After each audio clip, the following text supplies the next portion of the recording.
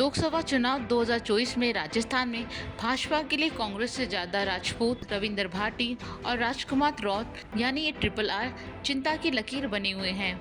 इस बार भाजपा 400 के पार नारे के साथ प्रचार कर रही है। इस नारे को गति राजस्थान जैसे राज्य में क्लीन स्वीप से ही मिल सकती थी, लेकिन अब ऐसा लगता है कि भाजपा के राह में मुश्किलें पैदा हो सकती है, क्योंकि बाड़मेर में छात्र नेता रविंद्र भाटी और बांसवाड़ा में भारत आदिवासी पार्टी के राजकुमार रौत ने अपने नामांकन के दिन जो भीड़ जुटाई, उससे भाजपा को टेंशन हो गई है। इससे बांसवाड़ा में भाजपा के केंद्रीय मंत्री कैलाश चौधरी की साख दांव पर लगी हुई है। सबसे बड़ी बात यह है कि बाड़मेर और बांसवाड़ा है तो 2 सीटें, लेकिन इनका असर कई सीटों पर पड़ सकता है।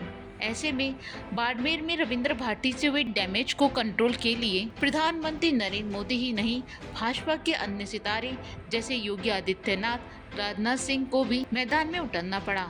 इसके साथ ही फिल्मी सितारों की फौज बाड़मेर में उतरने को तैयार है। आखिर ऐसा क्यों है, ये सब जानेंगे हम इस वीडियो में, तो आप हमारे साथ वीडियो के अंत तक बने रहिएगा।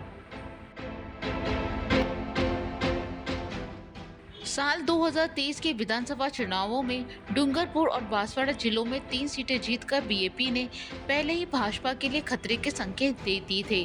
अपने पहले ही चुनावी मुकाबले में बीएपी ने 3 सीटें आसपुर, चौरासी और धरियावद जीतकर दक्षिण राजस्थान में एक महत्वपूर्ण खिलाड़ी के रूप में उभरी थी। अब लोकसभा चुनाव में भारत आदिवासी पार्टी की एंट्री ने बांसवाड़ा डूंगरपुर लोकसभा सीट पर मुकाबला बेहद रोचक बना दिया है। बीएपी ने निर्दलीय विधायक राजकुमार रौत को यहाँ प्रत्याशी बनाया है।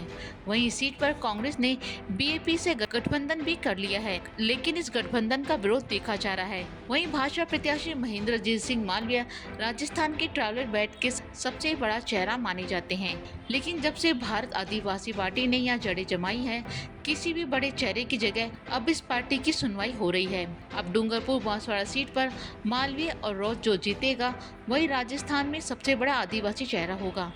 भाजपा पहले ही राज्य में आदिवासियों के बीच अपने घटते जनाधार को लेकर चिंता में थी। अभी हाल ही में हुए विधानसभा चुनाव में भाजपा को जनजातीय के अपेक्षित वोट नहीं मिले। भले ही भाजपा राजस्थान विधानसभा चुनाव में स्पष्ट विजेता के रूप में उभरी, लेकिन डूंगरपुर और बांसवाड़ा में 9 सीटों में केवल 2 सीटें ही जीत सकी। यही कारण है कि भाजपा ने अपने मौजूदा सांसद कटारा का टिकट काटकर स्थानीय कांग्रेस नेता महेंद्रजीत सिंह मालवीय को बांसवाड़ा सीट पर उतारा है।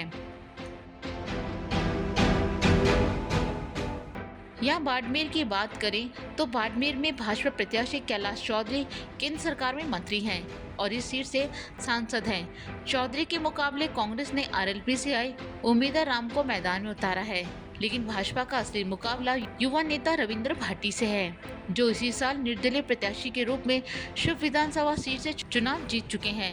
मात्र 26 साल के इस युवा ने पहले शिव विधानसभा सीट से भाजपा का टिकट चाहा था, लेकिन टिकट नहीं मिलने पर वो निर्दलीय उम्मीदवार के तौर पर जनता के बीच गए और कांटे की टक्कर देकर सभी को हराकर जीत हासिल की। भाजपा उम्मीदवार की तो जमानत ही जब्त हो गई। इसके पहले भी रविंद्र भाटी को जय नारायण व्यास विश्वविद्यालय छात्र यूनियन के लिए भी एबीपी से इनकार ही मिला था, फिर भी भारी मतों से उन्होंने विजय हासिल की। भाजपा के साथ दिक्कत ये भी है कि बाड़मेर में कांग्रेस के प्रत्याशी भी जाट हैं।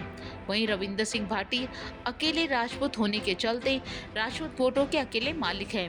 भाटी के निर्दलीय उतरने से राजपूत वोट एक तरफा उनके खाते में जाने की उम्मीद है। ऐसे में सीट को साधने के लिए प्रधानमंत्री नरेंद्र मोदी ने भी यहाँ चुनावी सभा की। तो चलिए जानते हैं कि आज की चुनावी सभा में मोदी ने जनता को क्या कहा। हमारा संकल्प है कि हम राजस्थान के हर घर तक पानी पहुंचाए। साथियों, कांग्रेस की सोच ही विकास विरोधी है। ये लोग देश के सीमावर्ती गांवों को देश के आखिरी गांव कहते हैं। ये लोग सीमावर्ती जिलों को, वहां गांवों को जानबूझकर विकास से वंचित रखते थे। और आप हैरान हो जाएंगे, क्यों रखते थे, क्या तर्क देते थे, ऑफिशियली बताते थे। वो कहते थे कि सीमा के पास विकास होगा तो दुश्मन देश के भीतर आकर कब्जा करने की संभावना बढ़ जाएगी। ये शर्म की बात है कि नहीं भाई? क्या हम इतने बुद्धिल हैं कि हम बढ़िया रास्ते बनाए तो दुश्मन उस पर चढ़ जाएगा? क्या बात करते हो? शर्म आनी चाहिए आपको। आप मुझे बताइए, किस दुश्मन के कलेजे में इतनी हिम्मत है कि वो बाड़मेर की सीमा में घुसकर कब्जा करने की सोचे?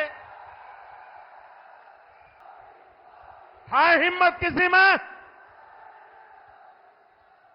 भाइयों बहनों, हम सीमावर्ती इलाकों को, सीमावर्ती गांवों को आखिरी गांव नहीं, देश का प्रथम गांव मानते हैं। हमारे लिए देश की सीमा यहां पूरी नहीं होती है, हमारे यहां से देश शुरू होता है।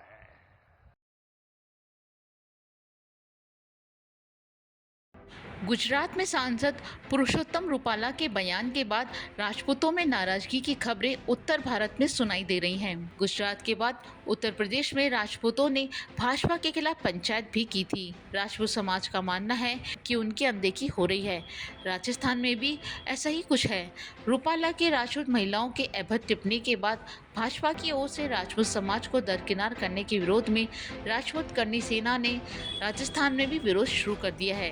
क्षत्रिय समाज ने लोकसभा चुनाव में भाजपा उम्मीदवारों को घेरने की रणनीति बना ली है। खास बात यह है कि राजस्थान में इसकी शुरुआत भाजपा प्रदेश अध्यक्ष सीपी जोशी की सीट चित्तौड़गढ़ से की गई है। वहीं श्री राजपूत करणी सेना राष्ट्रीय अध्यक्ष महिपाल सिंह मकराना ने कहा कि ऐलान विरोध की शुरुआत वीरों की धरती चित्तौड़गढ़ से की जाएगी।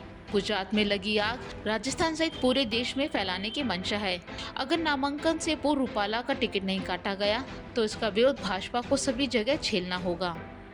लोकसभा चुनावों को लेकर भाजपा राजस्थान में क्लीन स्वीप का मिशन लेकर चल रही है। अब यहाँ देखने वाली बात होगी कि भाजपा के लिए मुसीबत बने ये RRR क्या भाजपा की क्लीन स्वीप में रोड़ा बन पाते हैं या वो अपना मिशन हासिल कर पाती है, ये देखना काफी दिलचस्प होगा।